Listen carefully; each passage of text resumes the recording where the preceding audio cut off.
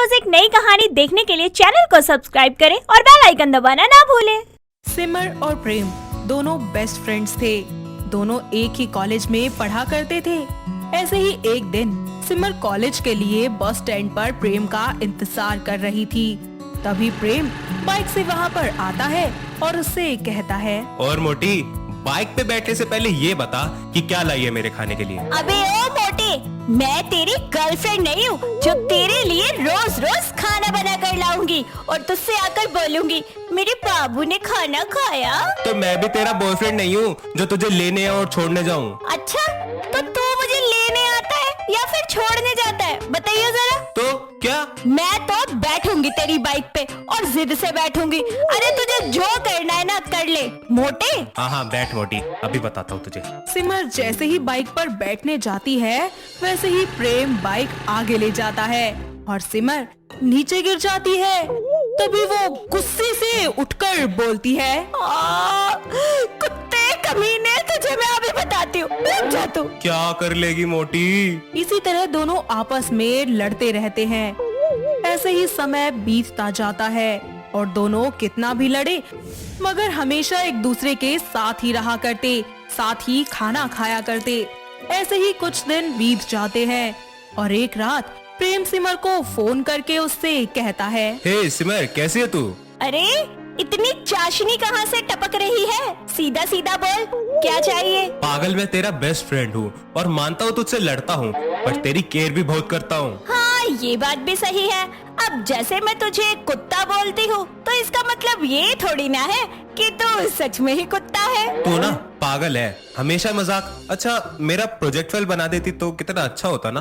अच्छा तो ये बात है, प्रोजेक्ट फाइल बनवानी है जनाब को। हाँ यार, तुझे तो पता है मेरी हैंडराइटिंग देखकर हमेशा कटकरी नंबर मिलते हैं मुझे। प्लीज यार बना देना। बस इतनी सी बात? मुझे पता है तू जरूर बनाएगी। अबे चल तू, मैं नहीं बना रही, समझा? प्लीज बना देना ना, पहले तो ये बता कि बदले में मुझे क्या मिलेगा? मोटी, आ गई औकात पे। अबे बोल ना, मुंह सिल गया अब तेरा। जो तू बोले। ठीक है, फिर तू मुझे शॉपिंग पे ले जाएगा और मैं जो मांगूंगी वो दिलाएगा। ठीक है। सिमर प्रोजेक्ट फाइल बनाकर प्रेम को दे देती है और अगले दिन उसके साथ शॉपिंग पर जाती है जहाँ खूब सारी ड्रेसेस खरीद लेती है। साथ ही वो आइसक्रीम भी खाती है और बहुत एंजॉय करती है।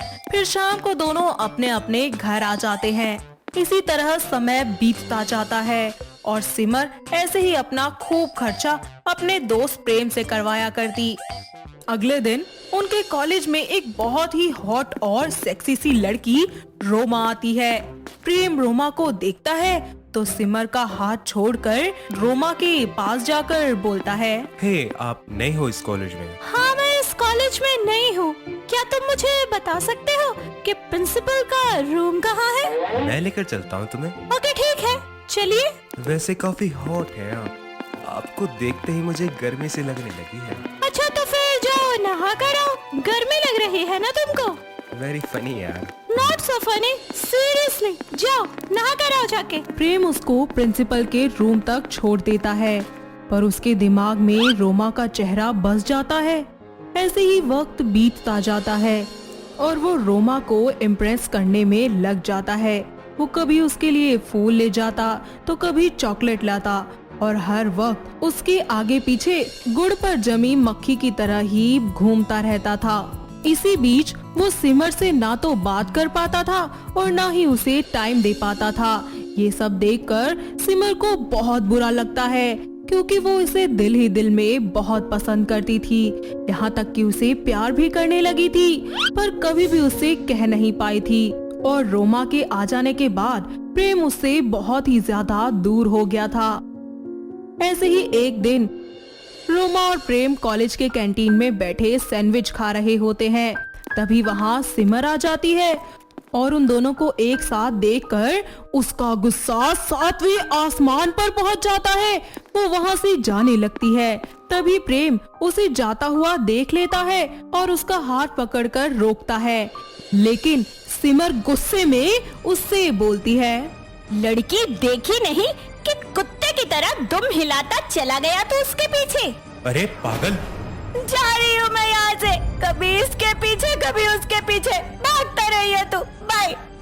इतना बोलकर सिमर वहाँ से चली जाती है और ऐसे ही कुछ दिन बीत जाते हैं। सिमर ना तो कॉलेज जाती और ना ही प्रेम से फोन पर बात करती है। प्रेम उसको बार बार फोन करता है लेकिन उसका फोन बंद आता है। ना वो व्हाट्सएप, इंस्टा, फेसबुक कहीं पर भी एक्टिव होती। प्रेम बहुत ही ज्यादा परेशान हो जाता है और इसी बीच प्रेम को महसूस होता है कि वो सिमर से बहुत ज्यादा प्यार करता है और उसके बिना नहीं रह सकता। ऐसे ही समय बीतता जाता है और एक दिन सिमर प्रेम को फोन करती है और उससे बोलती है, कैसा है प्रेम? तू ना बहुत पिटेगी मेरे हाथों से। कहाँ मर गई थी तू? मेरी बात सुन। क्या हुआ, बोल। 15 दिन बाद मेरी शादी है और सुन, तुझे जरूर आना है। क्या शादी? हाँ, शादी है मेरी। अच्छा सुन, तू मुझे 1 बजे ग्रीन पार्क में मिल, कुछ बात करनी है। अच्छा ठीक है। प्रेम ग्रीन पार्क में सिमर को वेट कर रहा होता है।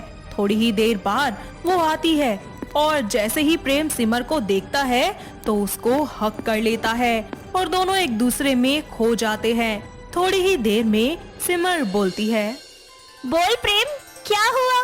यार तू शादी क्यों कर रही है किसी और से?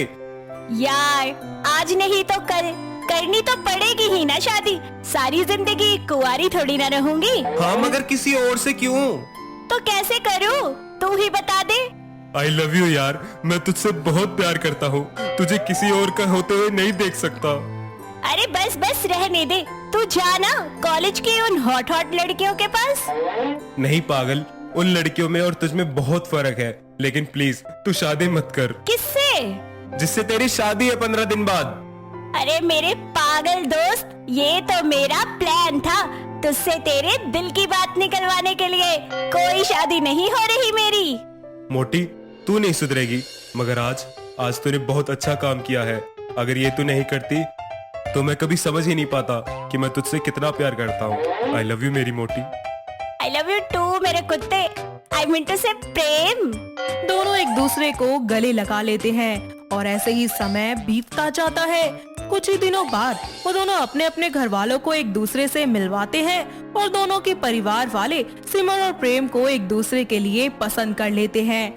कुछ ही महीनों बाद उन दोनों के परिवार वालों की रजामंदी से दोनों बड़ी धूमधाम से शादी कर लेते हैं और सिमर अपने ससुराल की सारी जिम्मेदारियां बखूबी संभाल लेती है और अपने पूरे परिवार के साथ खुशी खुशी रहने लगती है। तो दोस्तों, कैसी लगी आपको हमारी ये बेस्ट फ्रेंड बनी गर्लफ्रेंड की कहानी? क्या आपके घर के आसपास भी है कोई ऐसे बेस्ट फ्रेंड्स जो कि एक दूसरे से इतना ही प्यार करते हो? अगर हाँ, तो उन्हें ये वीडियो दिखाइए और हमें कमेंट करके बताइए। दोस्तों, अगर आपको ये कहानी पसंद आई तो इसे लाइक करें, शेयर करें और कमेंट करके बताएं कि कहानी में आपको सबसे अच्छा क्या लगा।